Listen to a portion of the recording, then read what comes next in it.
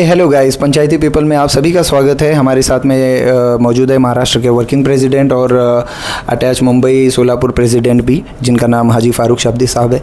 और आज हम इनसे मुलाकात करने आए हैं और इनके चर्चे मुंबई की गलियों में अब तो शुरू हो गए, तो इनसे कुछ सवालात करेंगे। आइए, आपने चैनल पर स्वागत करते हैं हाजी फारूक शाब्दी साहब का। शाब्दी साहब, आपका स्वागत है हमारे चैनल पर। Thank you. अब हमारा एक जेन्युइन सवाल है जो कि बम्बई की राजनीति में अब चल रहा है। जबकि आपके पिछले जो बम्बई अध्यक्ष थे, उनके दौर में जो अभी एक यूसुफ अबरानी साहब का नाम आ रहा है और अबू आसिम साहब का नाम आ रहा है, इनके कोलैबोरेशन से समाजवादी बहुत आगे चल रही है। तो समाजवादी पार्टी कहीं ना कहीं एमआईएम को क्रॉस ओवर करके आगे जा रही थी। उसी में परभनी में आप अनाउंस हो गए और आपके आने के बाद, आप तो शोलापुर से आते हैं, आपके आने के बाद मुंबई में इतनी हलचल क्यों हो गई? पहले ही महीने में आपने 3-3, 4-4 सभाएं की और इतने सारे लोग मास जुड़ रहे हैं अलग अलग पार्टी से। तो इसका क्या रीज़न है? कुछ आपने स्ट्रेटेजी बना के आए थे या फिर ये हो रहा है ऐसी? नहीं, इसमें क्या स्ट्रेटजी तो हर काम में होना चाहिए मेरे हिसाब से।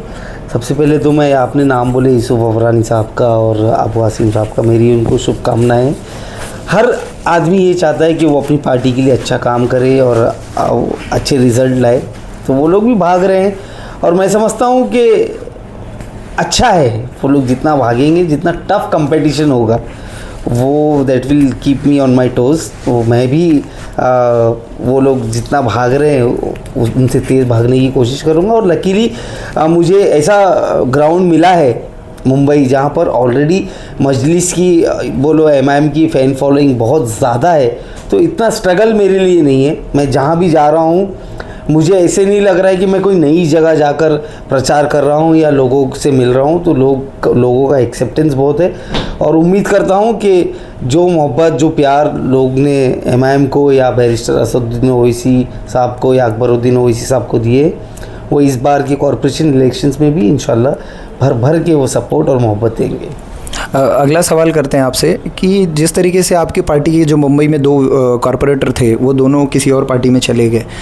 उसी दूसरी तरफ देखा जाता है कि आपका ये चेहरा बन चुका है। इस साल में ऐसा पता चला है कि एमआईएम का कोई ऐसा नेता है जिन्होंने एनसीपी के मौजूदा कॉरपोरेटर को अपनी पार्टी में लिया, उसको अपना जिला अध्यक्ष बनाया और इसके बाद आप मुंबई अध्यक्ष बने। क्या सारी पार्टियों के मौजूदा कॉरपोरेटर को लेने का कोई इरादा है आपका, इसीलिए मुंबई में आप? अभी पार्टी के अध्यक्ष के तौर पर तो मैं चाहूँगा ही कि हमारी पार्टी भी स्ट्रांग हो और जो सिटिंग कॉरपोरेटर्स थे जो अभी एक्स हो गए, तो हमारी जैसे दूसरी पार्टियों की भी कोशिश है, हमारी पार्टी के भी कुछ लोग छोड़कर गए हैं, वैसे ही हम भी यही कोशिश करेंगे कि दूसरी पार्टी के भी काफ़ी सारे पोस्ट होल्डर्स हो, एक्स कॉरपोरेटर्स हो, बड़े बड़े चेहरे हो, वो हमारी पार्टी में आए।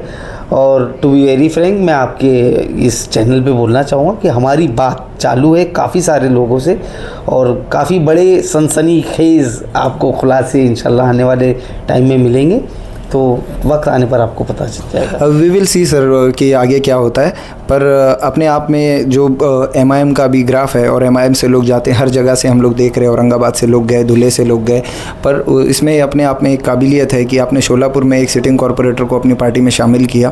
उनका नाम शौकत पठान साहब है। इनको शामिल किया और उनको इज़्ज़त दी और बाकी चीज़ें भी चल रही है, वो भी अपना ज़ोर से काम चल रहे। तो ये इसी तरीके की कोई स्ट्रैटेजी मुंबई में आप डालोगे, किसी को लेंगे? डेफिनेटली काम करना है तो काम तो ज़ोर से ही करना पड़ता है। वो इवन आज बीजेपी गली से लेकर दिल्ली तक बीजेपी सत्ता में है, लेकिन ये सोचकर वो लोग तो चुप नहीं बैठे, वो लोग भी अपना काम ज़ोर से ही कर रहे हैं। तो वैसे ही हम लोग भी काम हमारा ज़ोर से करेंगे और अच्छे से करेंगे। शोलापुर के धाकड़ नेताओं में नंबर 1 नाम है आपका, ऐसा सुनाई देता है। बम्बई में आप अपनी धाकड़नेस दिखाएंगे, नहीं दिखाएंगे? नहीं, धाकड़नेस तो राजनीति में मैं नहीं चाहूँगा कि ये मेरे ऊपर वो लगे, छाप लगे, लेकिन मैं लोगों के दिल जीतने का काम सोलापुर में किया हूँ, तो वैसे ही काम मैं मुंबई में और मेरी पार्टी मुझे जहाँ भी जिम्मेदारी देंगी, मैं लोगों का दिल जीतने का काम करूँगा और समाज सेवा करने के लिए मैं राजनीति में आया हूँ और वो करता रहूँगा। क्या असदुद्दीन ओवैसी साहब ने आपके अंदर कोई कुछ अलग काबिलियत देखी जो आपको 3-3 बड़ी बड़ी पोस्टों के साथ दी है? अब वो तो ओवैसी साहब को ही पता है, उनके दिल की बात मैं कैसे जान सकता हूँ।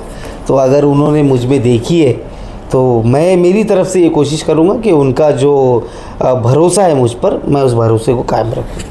आपके पिछले राजनीतिक करियर में भी देखा गया है कि आप लोगों को सरप्राइज़ करते हो कोई ना कोई चीज़ को लेकर के। तो आप मुंबई में कभी मुंबई के लोगों को कोई सरप्राइज़ देने वाले हो इस महीने में या फिर आने वाले वक्त में? अब नाम ही सरप्राइज़ है तो उसको सरप्राइज़ ही रहने देते हैं। जब सरप्राइज़ देंगे तब आपको पता चल जाएगा। सो पंचायती पीपल के व्यूवर्स का तहे दिल से शुक्रिया, और फारूक शाब्दी साहब का हमारे चैनल पे आने का बहुत बहुत शुक्रिया। हम इनका शुक्रगुजार करते हैं, और देखते रहिए पंचायती पीपल और लाइक एंड सब्सक्राइब कीजिए।